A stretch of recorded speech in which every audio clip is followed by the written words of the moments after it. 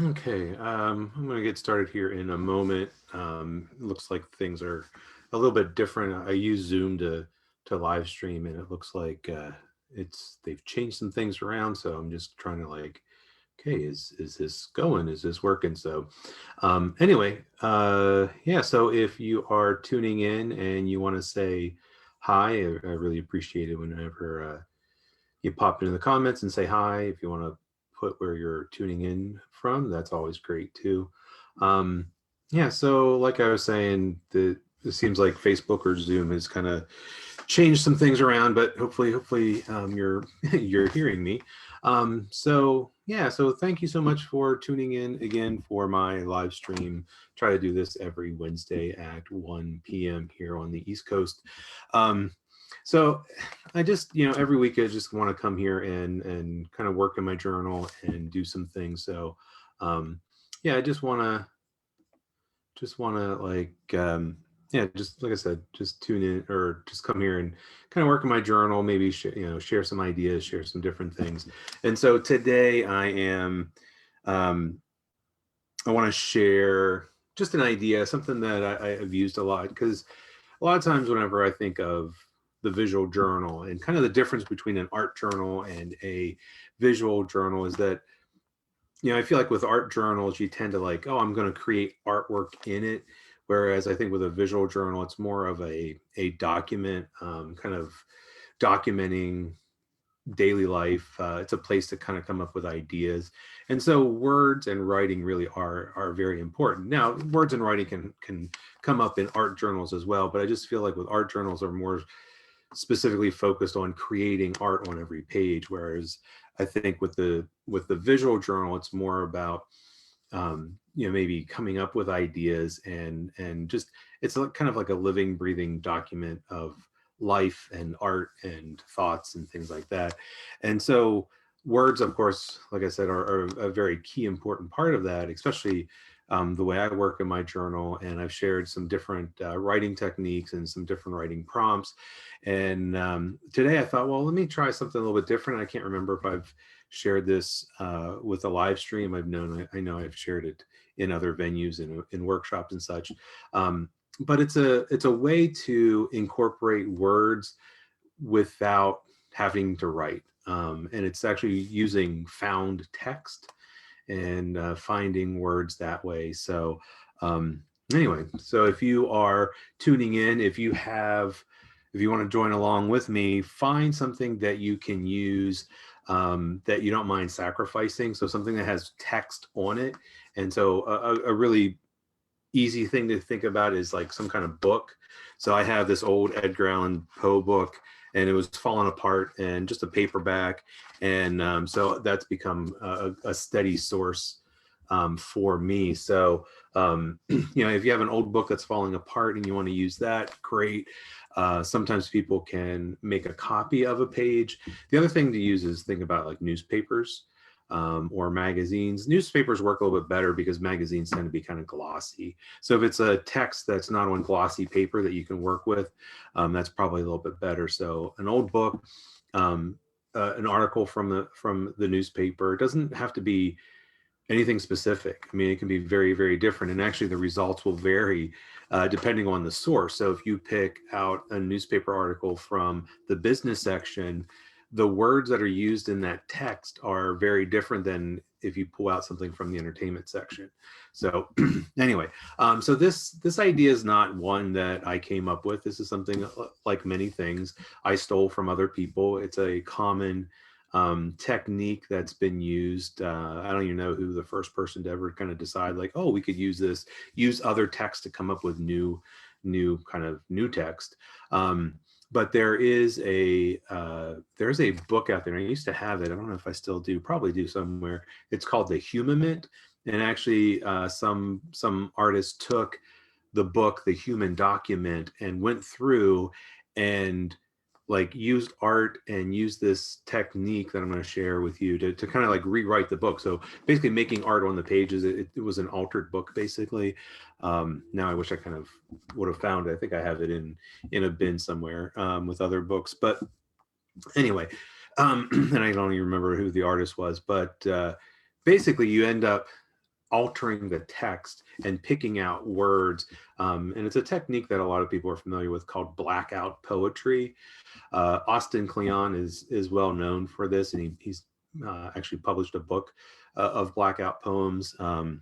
But it's a very simple technique, but it's a great way to maybe come up with things that you normally wouldn't, because you're using a text source. So you have to use the words that are there. You're not adding any of your own text. So anyway, I just thought I'd go ahead and share that with you all today. So like I said, if you want to join along, feel free to grab an old book that you don't mind sacrificing, or maybe you already have a bunch of book pages, or some kind of newspaper works great. So anyway, let me go ahead and switch over my camera, and we'll go ahead and get started with this.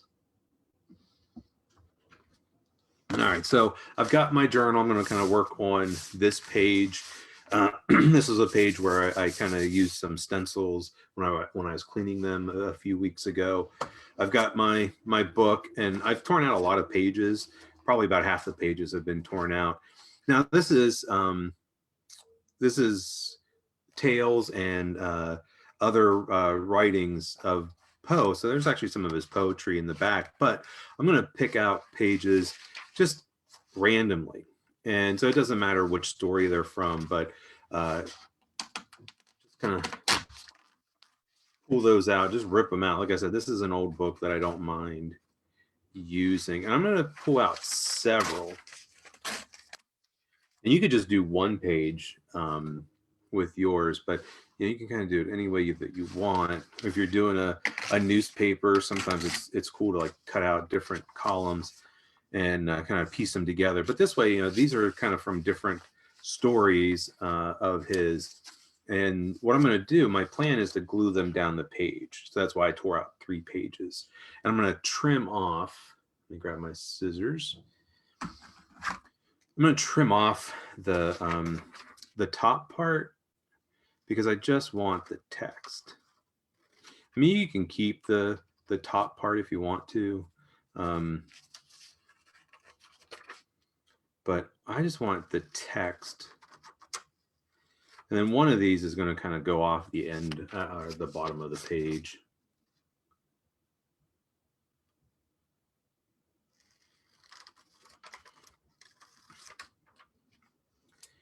So again, it's just kind of random kind of things. So what I'm going to do, I've got this old book. If you've ever seen me do collage, I have this old, it was actually a free sketchbook that was given to me at a conference I went to, but the paper's really thin. It wasn't really good for my purposes, but I use it as a glue book.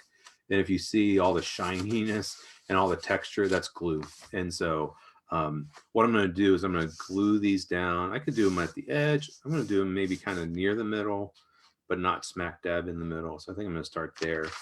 And it doesn't really matter which side, but I think I'm going to, since I cut off the top, I think I'm just going to have all the ripped edges kind of going down one side. So flip that over. And then this is my favorite glue stick, Uhu glue stick. Use it all the time. It is water soluble. Most glue stick is water soluble. So if you do paint over it, yeah, it can peel off.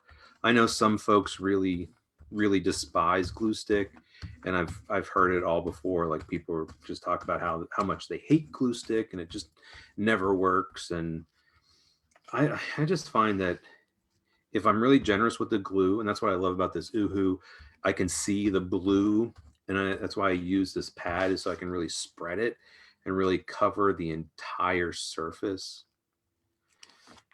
And I have journals that are over 20 years old now, and I've always used Uhu, and stuff is still stuck in them. Yeah, sometimes things peel up, especially edges. I find edges kind of come up a lot. And then just rub that in. And then, so whenever I glue this one in, I'm going to glue it right underneath. So it just looks like it's all like one length of text. Now this has glue all over it, so I'm just going to switch it over. And just the same thing. Actually, maybe if I turn it sideways.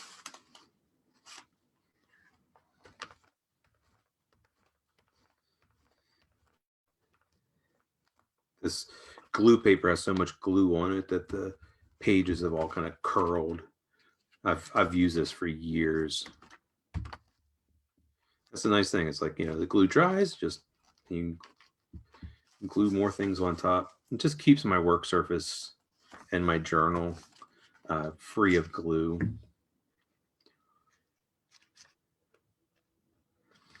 And this paper will glue down really quickly, really easily. It's very porous, so the glue will dry quickly on it.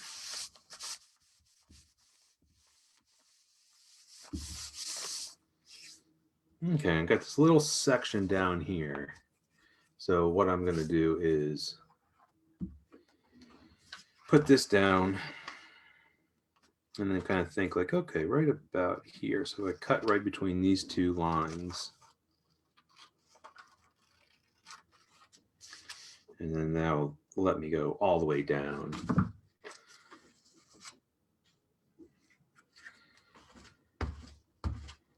So as I was saying, this is an easy way to add text. I could just do this. I could just put that in there and leave it. And then it just creates a different color. That this paper is kind of yellow because the book is old and has acid in it. And so I know some people will be like, oh, but there's acid in it and it's going to corrode and it's going to eat through the paper and it's going to do this, it's going to do that. I don't care. I'm not worried about it. And I mean, yeah, the paper is going to deteriorate. Acid's going to kind of affect the paper underneath. It's not archival. But that's not really my concern. I mean, whenever I'm dead and gone, I mean, I'm not going to care if this book falls apart. And, it's like whenever I'm gone from this earth, it's like, who knows what's going to happen with these books. That's not my concern. My concern is, let me do something that's quick, that's easy, because the idea is that I want to look at this. I'm going to use it to kind of come up with some different ideas. Now, let me go ahead and close up my glue bottle or my glue stick. Now, the thing is, glue stick is low moisture, but it's not no moisture. So when I'm feeling this paper, it feels wet. It's kind of chilly and cool here today. So this feels really kind of cool and damp because I put so much glue on it. If I try to write on top of this and do my blackout poetry now, it might be a little bit difficult just because there's a lot of moisture. So even feeling it from the back, I can feel how cool the paper is. So I'm going to hit this with the hairdryer. And this is something I think a lot of people don't think about, but it is just a good way to make sure that this is dry and the glue will stick better. So if I were to paint over this, which that's what I'm going to do, that I'm going to paint over this with water in a little bit. If I did that now, it would probably have a tendency to peel off easier because that glue isn't really dried all the way. So I apologize, but I'm not going to mute myself because I'll probably forget to unmute myself. So you might want to turn down your volume a little bit, but.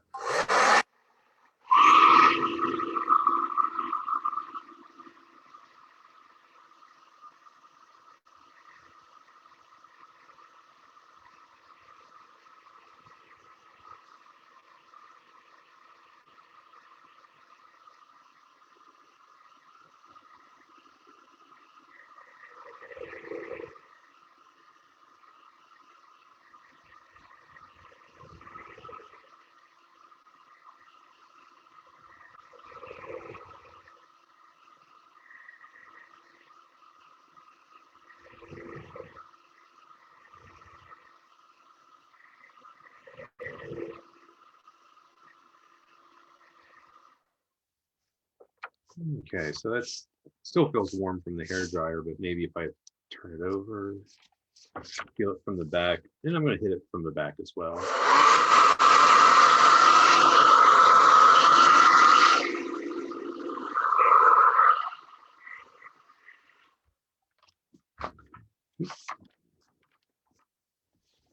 All right, so that's feeling much better now.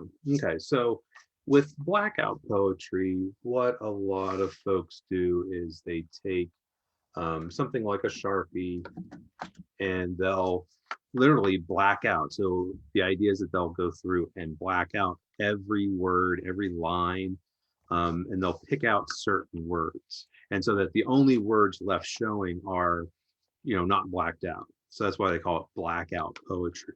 I like to do it a little bit different, a little bit differently. So I'll go through with a thinner pen sometimes, or even my Inktense pencils. I'm gonna start with my pen just so that I can pick out words. And the idea is I'm going to pick out words that from different sentences that, I mean, the words could be side by side, but I try to like jump through and try to find words so that when they link together, they start to create sentences and poetry basically. And it's okay if it doesn't make too much sense. I find sometimes that's a little bit more interesting. So anyway, but I'm going to do that, go all the way down through and see if I can kind of connect the words to create sentences and sort of a flow of words. And what I'm going to do is I'm going to take my pen, I'm going to draw a little rectangle around it. So like I'm just to kind of start this off, I'm going to get kind of quiet here in a few moments just because I want to really concentrate. But so I think I'm going to start off with, there's a little phrase here. It says the words, the whole sentence says the words were venom in my ears. But I'm just going to pick the words. And then what I'll do is just draw a little rectangle around.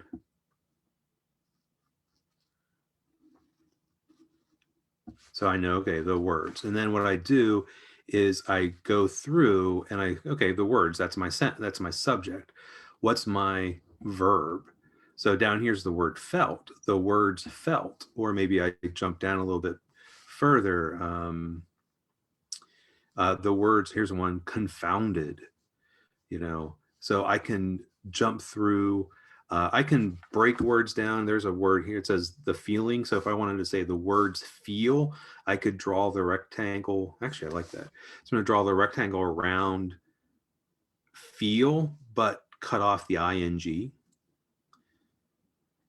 So you can do that. There's no real rules. It's just the idea that these are going to link. So the words feel.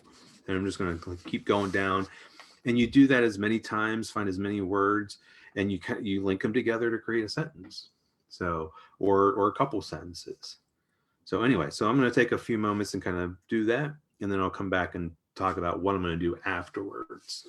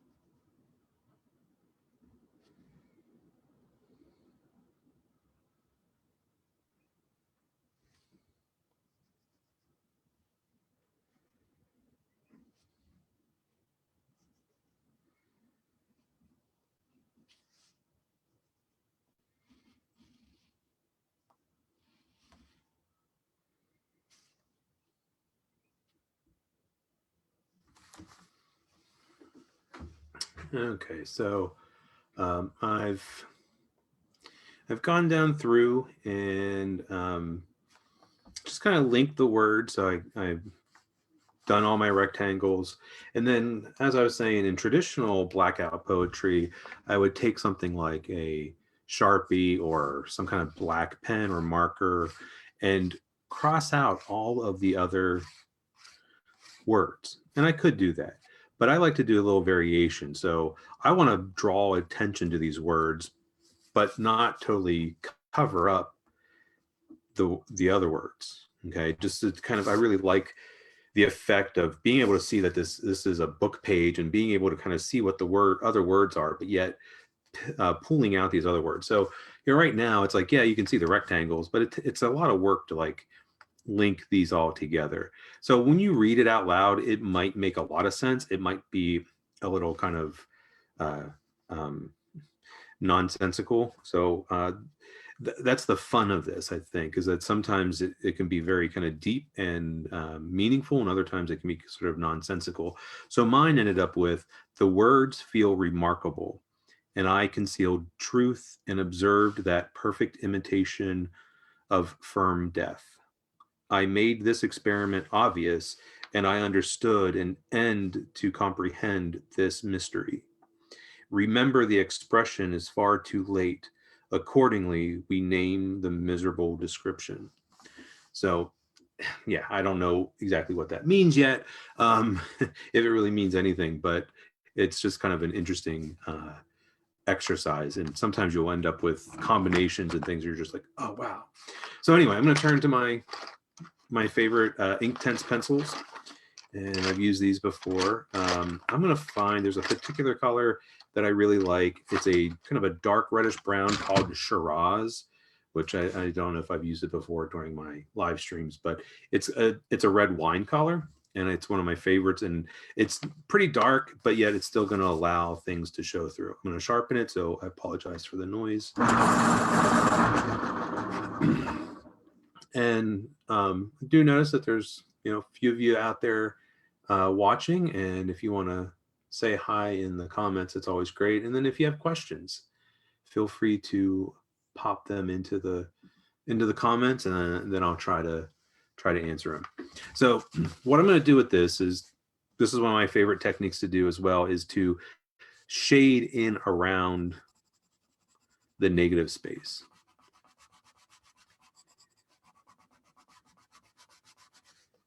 And kind of try to get a little bit lighter. I'm not super neat about this because I am going to paint over it.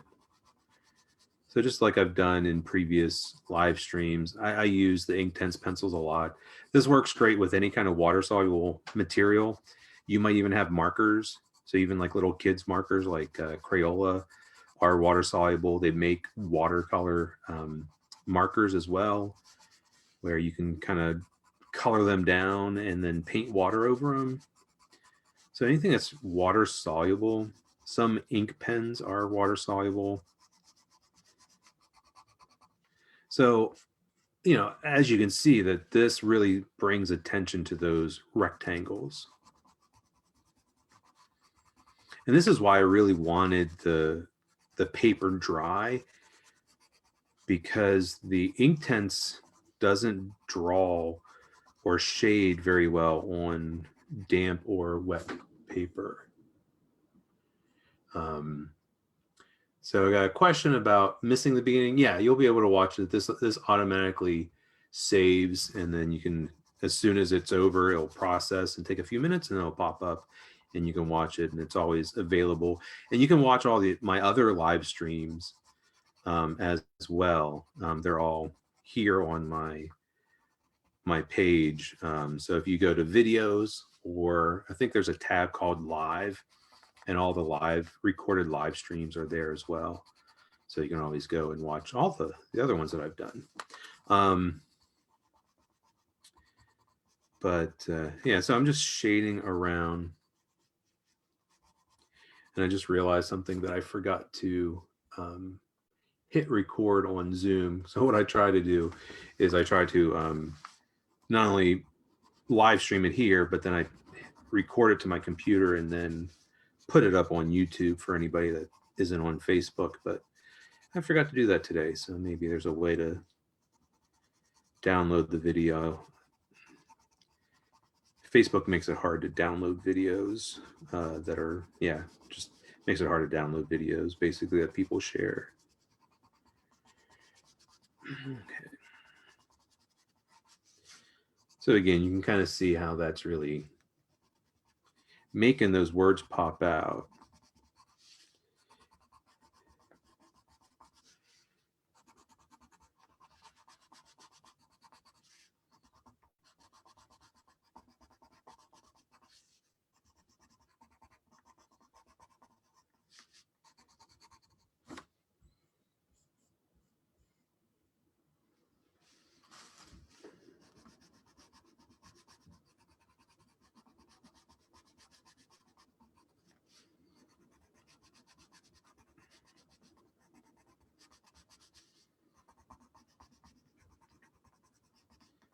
So typically, like I'll do this, and then this is kind of all the further it goes, and I just kind of leave it in the book. But sometimes, like maybe there's a phrase or a sentence, or maybe there's a little poem that's just like, oh wow, that's really cool. Then I might rewrite it or draw it or use those words somewhere else in the book. But most often it just sort of lives right here on this page and nothing really comes about it. But every once in a while, there'll just be like a certain combination of words that really just kind of knock my socks off. And I just feel like I have to do a little bit more with it. So that's the thing. It's like, this could be just sort of an end in and of itself. A friend of mine recently did an entire series of Blackout Poetry. Like every day she just sat down and pulled out, different pages from books and then posted them online for people to look at. And then, like I said, sometimes just the ideas that get generated. So this is a great way to kind of generate some ideas if you're having some difficulty. So got that going. Let me grab. Just trying to find. I'm going to use a small flat brush and rectangular shaped bristles, and that's going to allow me to really get up next to those little rectangles. So I got my water off camera, and then just spread that. And like I said, this is kind of a red wine sort of color, hence the name Shiraz. So Derwent, the maker of the Inktense, they use some interesting names for their Inktense pencils. They typically don't use standard names, which I find kind of interesting. I think it's just so that people don't confuse them with their watercolor pencils, which I've never used their watercolor pencils, but I know, I'm pretty sure that they're pretty high quality, but I don't think they're as expensive as the Inktense. The Inktense pencils can be pretty expensive.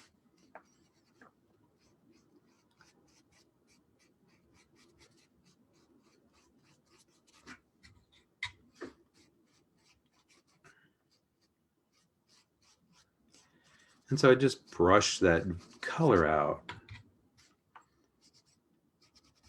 And that just helps push all those other words into the background. So even where there isn't any of that color, like, yeah, I still see those words, but I'm drawn to the ones that are in the rectangles.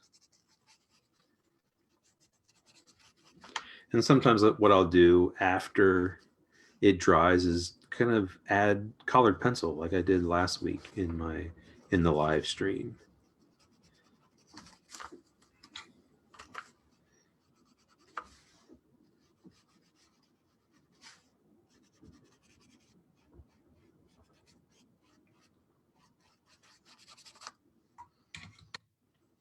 So I picked this Shiraz color just because I knew it would kind of tie in with the background color.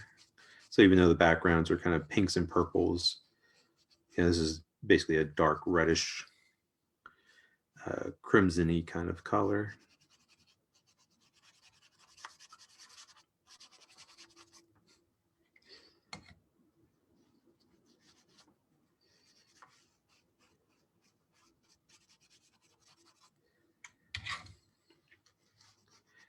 And the paper of the book, of the paperback book I was using, it's not the best paper. Like I said, it's not acid free. It's not archival. Um, and it also really kind of soaks up the water, so it doesn't quite spread as easily. But that's okay because it still spreads pretty well.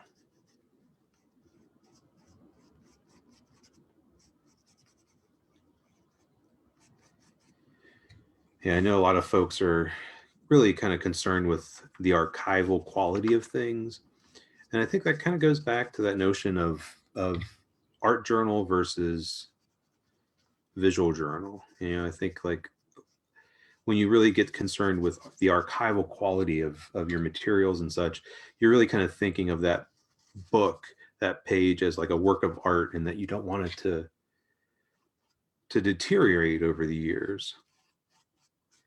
But I've got books that are over 20 years old. I mean, I've been doing visual journals for more than 20 years now. And so, all of them have materials in them that aren't archival. And it's like, yeah, sometimes they get a little brittle, but not too often. And I go back and revisit my journals every so often. And I'm doing this for me. It's like that's the other thing with with a visual journal is that I do it for myself. Whereas I know I've seen some artists who create visual journals and then they're like, oh, I'm going to sell my pages, and I'm just like, I don't understand that, because my journal is very personal. I'd never sell it. I'll sell my artwork, but my journal is my journal. It would be like somebody selling their diary. It's very personal.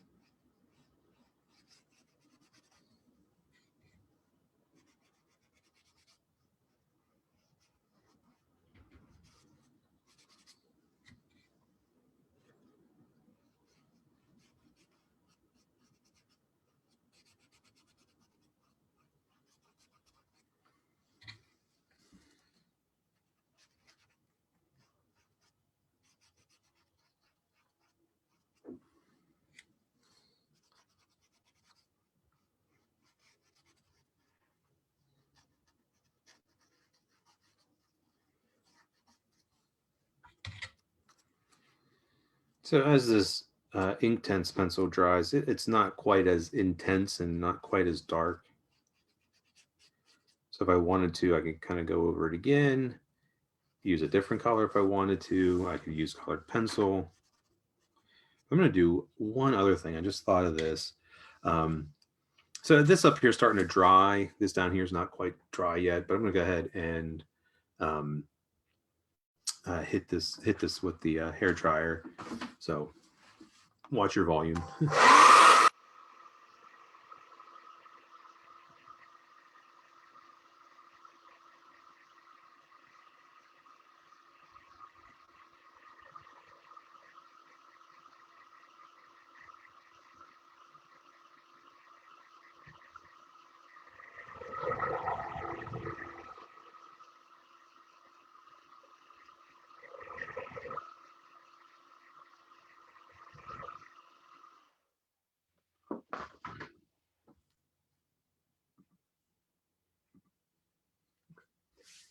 So I just want to take a moment and stop because there's a question in the comments that I wanted to answer. So Alicia asked about, am I picking out just random words or am I kind of creating a poem?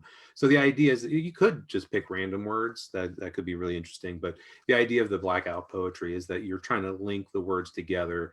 And it might make a lot of sense when you do, or it might be kind of nonsensical or just might sound kind of interesting. So yeah, so it's really kind of up to you. But yeah, we're doing kind of a take on the blackout poetry technique. So yeah, if you can kind of link them together, you can kind of come up with some surprising things.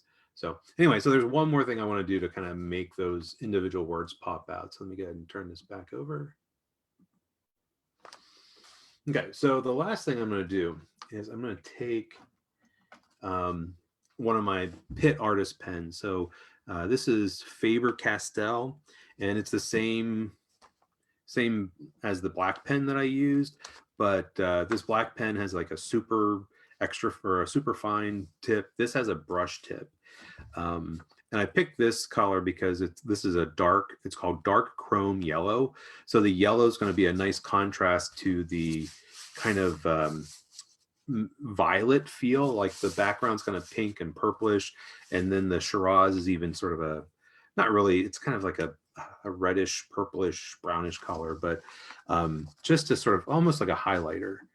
And so I'm just going to take this and just fill in, just to add a little bit of color. And that's really going to make those little rectangles kind of pop out. So every time I do this, because I use little rectangles around it, you don't have to use rectangles. You could use ovals. You could use anything that you want. But because I use rectangles, I always think of magnetic poetry. I don't know if anybody remembers magnetic poetry. It was really popular in the late 90s, and you could go into like any bookstore and like get a set, and they had all kind of different sets. I mean, I don't know how many I bought, but my refrigerator was covered with the magnetic poetry. And every so often I'd go and make up my own poems. And so I feel like that's sort of similar to this. And also the little rectangles just remind me of magnetic poetry. I still have mine. It's all actually in a box out in my garage studio.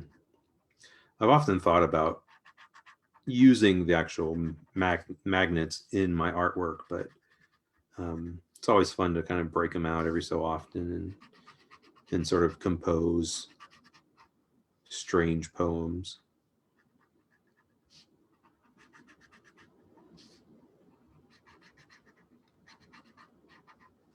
So again, that yellow, just, I don't know how well it's showing up in the video, but at least here in the studio, it's really kind of popping out against that sort of purplish Shiraz color.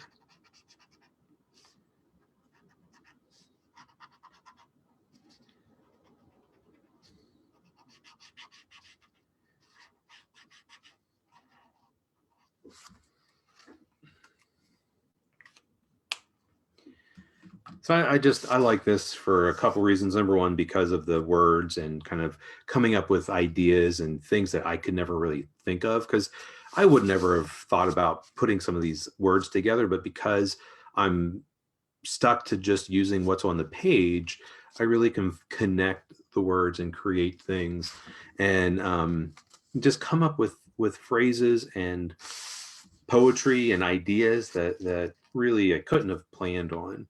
The other thing is I like it as a visual element in the journal. So using the pages to create this column, creating these little kind of rectangles creates a lot of visual texture. So now I could add so much other stuff to this.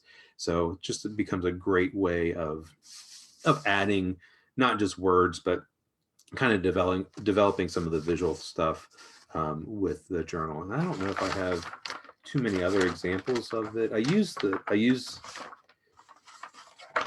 text a lot. So I cut up, oh, here we go.